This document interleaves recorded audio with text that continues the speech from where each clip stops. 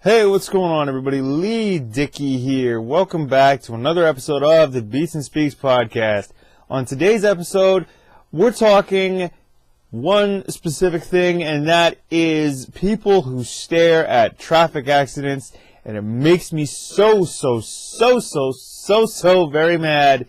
But before we get into the episode, I just want to get a few housekeeping things out of the way. Of course, you can find the Beats and Speaks podcast here on YouTube under Beats and Speaks. Please comment, like, share, and subscribe. You can find the Beats and Speaks podcast on Apple Podcasts and iTunes, TuneIn, Stitcher Radio, my official website, LeighTDickey.com, and of course, everywhere else fine podcasts are available. Now that all that housekeeping is out of the way, let's get into why people staring at traffic accidents makes me so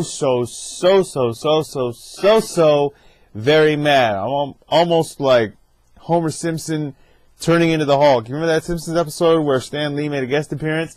Yeah, I look like that. You drop me through everything that Bart put Homer through in that episode. That's what happens when people stare at traffic accidents, and that's the thing that just makes me so very mad. That's what happens to me. I turn into Homer Simpson as the Hulk. It's one of those things, it's almost like Who Framed Roger Rabbit? It's like Roger Rabbit when he's listening to Shaving a Haircut, 2 Bits, that old thing. You know, that old little comedy bit from the 30s, 40s, and things like that. That's just one of those things that bugs me to no end. When people stare at traffic accidents, and I'll get into the story of when this most recently happened, it bugs me. You know what I mean? I don't know what it is about people and this morbid fascination we have with other people either getting hurt or dying, which is unfortunate, but that's who people are these days, and I think that's who we are as a whole and who we've always been. We just have this morbid fascination with people dying and or getting hurt, whether it's in a traffic accident or in some other way, like falling off a ladder or anything, falling down some stairs, tripping on a rug, anyway, right? So, when people stare at traffic accidents, it slows everything down, okay? What I mean by that is, earlier this month, because this is still November, I went to Michigan to visit family. I was only there for probably less than 2 days. Okay, I left on a Friday. I came back on a Sunday. We were on stateside soil. I went with my mother, and we were on stateside soil for less than 48 hours. But it was a quick visit. I just went to visit family. Hey, what's going on? How you doing? How you been? That's it, right? The thing about getting to where they are, like, we got from here to Michigan by going on a via train from Toronto to Windsor, and then Windsor across the border into Detroit and the surrounding suburbs, right? So getting from Toronto to Windsor with a via rail train, not a big deal. That worked out beautifully, okay? Granted, I could have used a little more leg room as I have some bad knees, and you know, if I sit for too long and I start to cramp up, then the backs of my knees will pop, but that's another story for another time.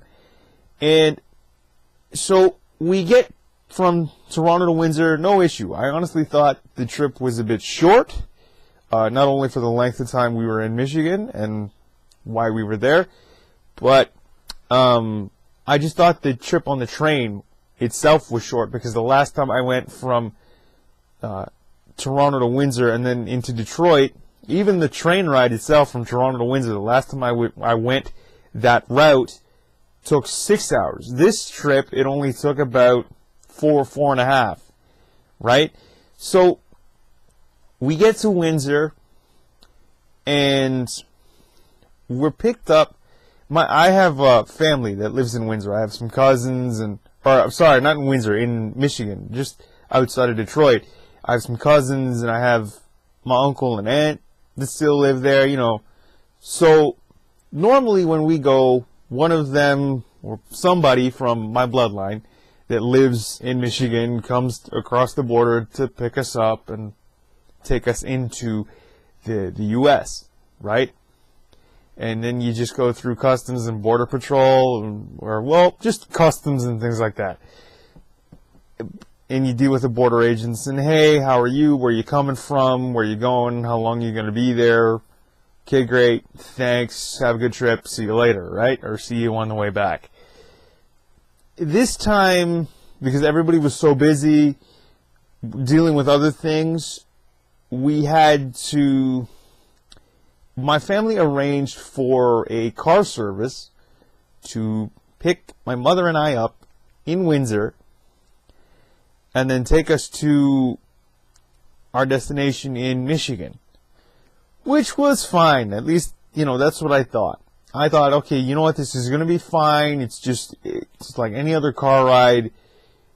It's just a car service picking us up instead of my uncle, my aunt, one of my cousins, whoever, or one of my other family members who happens to be either visiting or, well, they just happen to be in Michigan, and then, you know, can you come across the border and pick us up? No? Okay, well, that's fine. We got a car service to pick us up in Windsor, take us across the border, and basically take us to our destination. Now, I'll get into the car service thing itself, and I'll tell you all about that in this episode. But getting across the border wasn't the problem. Getting across the border from Windsor to Michigan, like getting into like getting across into Detroit, not a problem, right? But it was once we got past the Detroit-Windsor tunnel, it turned into this long, windy, slow journey. And I understand, like, my aunt and uncle live in suburbia. They're way out in the country, which is like 2-3 hours out of Detroit and the metro area, right? No big deal. But what slows it down, and I understand, like, we got to Windsor about 5 o'clock or so, 5 in the afternoon, and truthfully, I wanted to leave earlier in the day, but my mom said, you know, we should take the midday train instead of the one that's first thing in the morning, because the one that left first thing in the morning left the train station at like 6:45 in the morning. And I would have taken that one because that means I don't have to deal with rush hour, right? And rush hour is the same anywhere you go. It doesn't matter if it's Toronto, Windsor, you know, Detroit. It's the same anywhere you go. And it's a pain in the ass. It is a mess. So we took the midday train. We get to Windsor and into Detroit right about 5 o'clock or so, thanks to this luxury car service and the speed of the border agents, and thank you very much, and we'll see you on the way back, you know. But it started to slow down no more than 10 minutes into us getting into getting across the border into Michigan.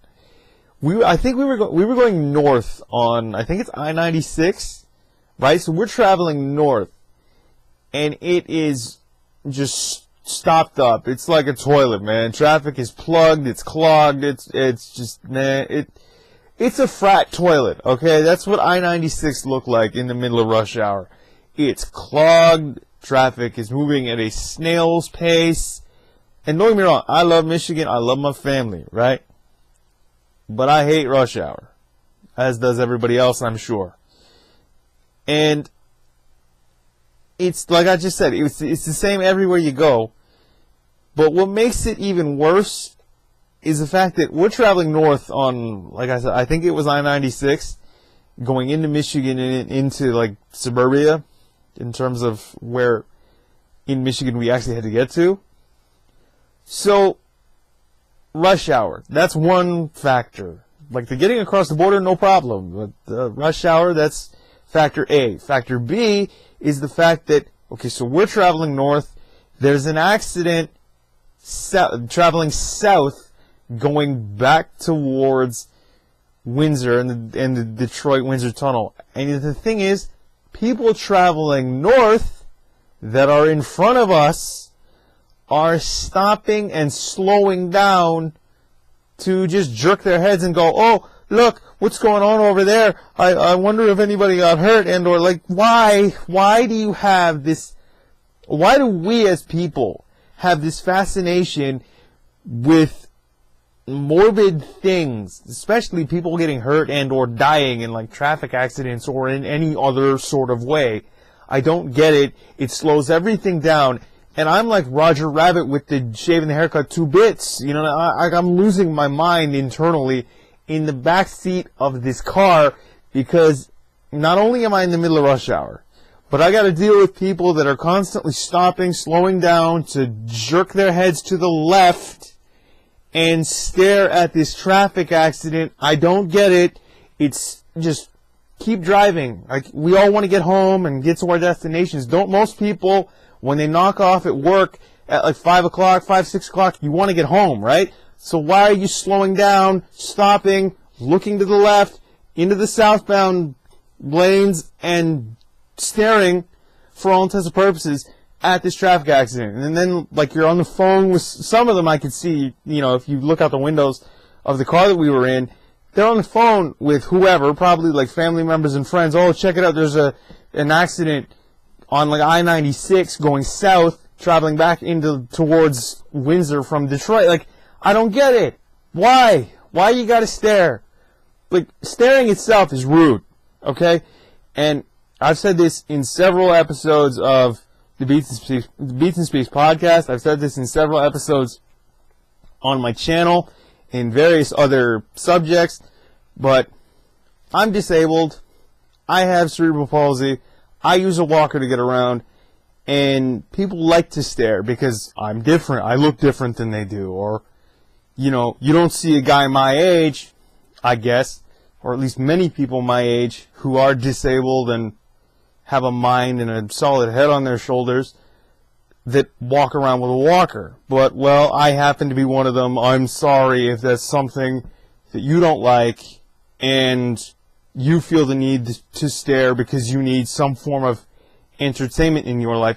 That has nothing to do with the fact that I am an entertainer and a media personality, voiceover artist, producer, media specialist. That has nothing to do with that.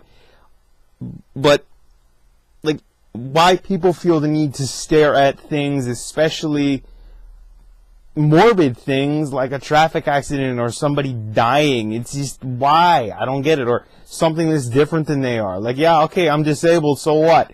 But all of a sudden, oh, he's different than I am. He looks different, therefore I have to look? And it's not even like a quick glance. It's you're gawking at me or the traffic accident or whatever. Somebody falling flat on their face because they fell down a flight of stairs or they tripped in the street, right? Like, and I've done that too. I've tripped in the street in the middle of an intersection while my light to walk changes and it's red, so I'm struggling to get up. I have cars that are wanting to go honking at me while I'm struggling to get up, and people aren't moving to, you know, help me up at all. So I'm struggling to get up. I remember one time I actually had to crawl across an intersection just to get to the other side of the street. And this is before I used a walker basically full time now. Right? I was using a cane and I just took a face plant, but it was terrible, you know. And people, I don't know, like you're staring at traffic accidents, you're staring at people that are disabled or somebody that's different than you. That's my point. You're staring at things because you have this fascination with them, and I don't know why. You know, you have a fascination with morbid things, whether it's death or injuries. You have a fascination with people that look different, that act different than you do. and you just like to gawk. I don't understand why we as people have to do that. I was always taught that you never stare because it's rude, right? And having grown up with a disability and, you know, being disabled, I understand that, right? So I'm not going to stare at somebody because they're different than I am, or they look different, or they're acting differently. I just got to focus on me and focus on what I'm doing, right? But that was the story of basically like getting well, that's an amalgamation of stories when it comes to either me getting stared at or people staring at traffic accidents. It's just, I don't understand that. Like, why do you have to stare and slow everything down? Just, you had a destination in mind that's probably you going home from work, so go that way, right? Or you were traveling into Michigan for some reason, like my mother and I, we were traveling to visit family. Maybe these other people in front of us were doing the same thing. I don't know, but at the same time, why stop, turn your heads to the left, while trying to drive still, but you're taking your foot off the gas just a little bit to turn your head, do a bit of a circle jerk, stare at this accident that's in the southbound lane, and you're just, this is fine. No, I mean, you're in the middle of rush hour. Yeah, I can forgive the rush hour because it happens everywhere, and it's the same everywhere you go, but you're making it worse by staring at the accident that's in the southbound lanes. And I'm not a fan. I'll blow my top because it's stupid to stare at someone else's misfortune, and it's rude. Again, I'm gonna use this word till I'm blue in the face. It's just rude to stare at someone else's misfortune. I don't understand why people do it. It doesn't make sense, but that's just who and how people are, you know? It's just, we stare at things, and sometimes it may be because we find them interesting. Other times I think people just do it to entertain themselves, you know, and to take joy in others' misfortune. And I can't stand it, for one. It bugs me, okay? I'm sure I'm not the only one that thinks this, but if I am, then, okay, then call me different. Call me, you know, I'm different from the bunch. I don't understand why people, let's stare because, oh, look what's going on over there. Why would you want to do that? Like, you have a destination in mind. You're probably going home. Like, I was in Michigan for we were on stateside soil for probably no more than 44 hours. Not that I kept track. Because it was a short visit. Like, we left Friday, came back Sunday because, you know, my mom and I both had things to get back to here in Toronto by that coming Monday. Like work and other life things. But when we were going and people were just stopping and slowing down to stare at this accident traveling in the opposite direction, it bugged me. Because, like, you were going along fine. You were driving fine. Yes, it was slow because it was rush hour, or slower, but you took your eye off the road because you'd rather just slow down, stare at this accident, and you're like, well, why are people honking? Because we want to get somewhere. And I told the driver who we had to just start, if you can, and if you feel the urge, just honk at the drivers in front of you, please. Try and get this thing moving. I mean, you know, I think, is it the Michigan Highway? Does Michigan have a highway patrol? I'm not sure. Or the Michigan State Police, or whoever they are, that are clearing up this accident. And I think by the time that we had actually gotten to see what the commotion was all about, they had pretty much cleared up the accident, and that there was only basically there was a fire truck there, maybe, I don't think an ambulance was there, but I mean, you had some firefighters, I think a cop car or two with the deputies or the sheriffs or whatever they're called, and that was it. Like, there were the cars that were involved in this accident, they were cleared out. It didn't look like anybody got hurt, which is always a plus, and it's always a good thing when everybody gets to walk away unscathed.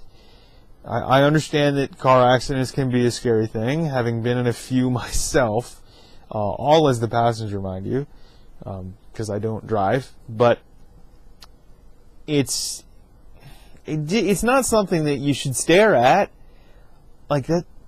That's just wrong. It's rude. It's morbid. And why people feel the need to stare at other people's misfortune or take joy in other people's misfortune, I will never figure that out. And I'll tell you what, I'll tell you guys the story of the ride with the driver we had that picked us up in Windsor in a continuation of this episode, because I don't want to ramble on too long. And, you know, that's basically my opinion on people who stare at anything, but in this particular case, people who stare at traffic accidents. Thank you for tuning in to another episode of the Beats and Speaks podcast. Of course, I am the creator, producer, host with the most, man with the plan on this show, Leigh Dickey. I am the guy. Thank you all for tuning in. Please comment, like, share, and subscribe to Beats and Speaks on YouTube. Find the Beats and Speaks podcast. Leave a review on iTunes and Apple Podcasts. Subscribe there as well. Subscribe on TuneIn. Subscribe on Stitcher Radio. Find the Beats and Speaks podcast on my official website, LeighTDickey.com, and everywhere else fine podcasts are available. But that's it for this episode of the Beats and Speaks podcast. Again, I am your creator, host, producer, media specialist, entertainer, voiceover artist, all-around nice guy, motivational speaker as well, Leigh Dickey. Thank you again for tuning in to the Beats and Speaks podcast and the Beats and Speaks YouTube channel. And if you're watching this on my official website, LeighTDickey.com, thank you for finding it there as well. But until next time, I am signing off. Please remember to comment, like, share, and subscribe, and find the Beats and Speaks podcast wherever podcasts are available. All right, I'm Leigh Dickey, and I'm signing off. We'll talk to you all later. Peace.